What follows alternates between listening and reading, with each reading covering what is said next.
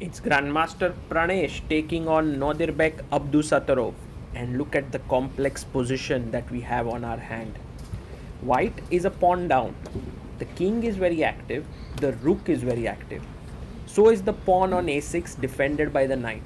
But black also has their trump card. The pawn on b3 is just 2 steps away from queening.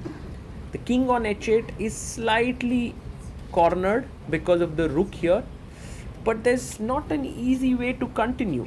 For example, if I move my knight, let's say knight takes e4, then rook takes a6 is hanging. If I take knight takes b3, the same problem here. So I want to keep my knight, but at the same time I don't realize how to get the rook. For example, if I play rook f1 trying to get this in, then perhaps rook c8 attacking the knight, and then this pawn falls.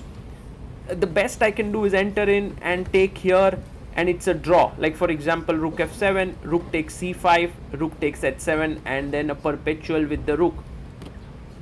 So in a way, white here has to figure out what their next move should be, and Pranesh is doing that, and he plays h4, and he asks Nodirbek, what are you going to do now?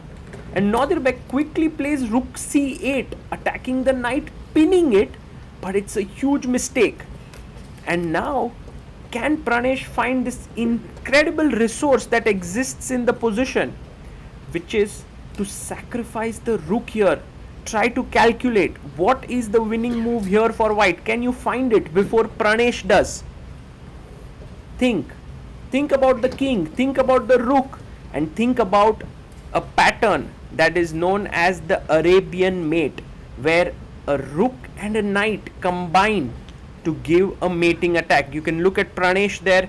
He's scanning the board. He can't believe that he's actually winning here. Nodirbek has just blundered big time. Just to be sure, boom, knight d7. And look at Nodirbek. This is a big blunder, because if rook takes c1, there is knight f6, and no power in the world can stop this mate from happening on h7. That is just incredible. This entire thing, this mating pattern with a rook and a knight. And now Nodirbek, well, the problem is knight f6 cannot be stopped easily. He brings rook g8. His plan is to meet knight f6 with rook g7.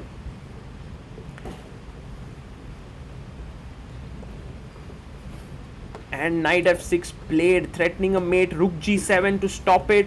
And now boom, other rook comes in, threatening here. And notice, if you play rook g8, I can even take rook g7 and rook b8 with a checkmate on the last rank. So there's just no way in which you can continue. He goes rook, and he knows it's over. He resigns. What a victory there for Pranesh, beating Nodirbek Abdusattorov. And that beautiful mating pattern that happened with the rook and the knight, it is known as the Arabian Mate, and I believe you will never ever forget it once you've seen this game. It never happens in such a pure fashion like this. And look at Nodirbek here. He doesn't blunder often, but Pranesh, so tricky, so quick with his calculations. Amazing. Freedom begins with a choice. In 2008, we made ours. Freedom knows no borders. Step by step, we became part of the global financial system. In 2019, we went public on NASDAQ. In 2024, we built a digital ecosystem. Fintech, lifestyle, telecom, everything comes together in one unified digital space. Today, freedom is a system that shapes markets. $2 billion in annual revenue, $9.3 billion market capitalization, 11 million customers, 11,300 plus employees, 230 offices worldwide. Freedom begins with a choice, and every day we make it again. Freedom Holding Corp. One ecosystem, many possibilities.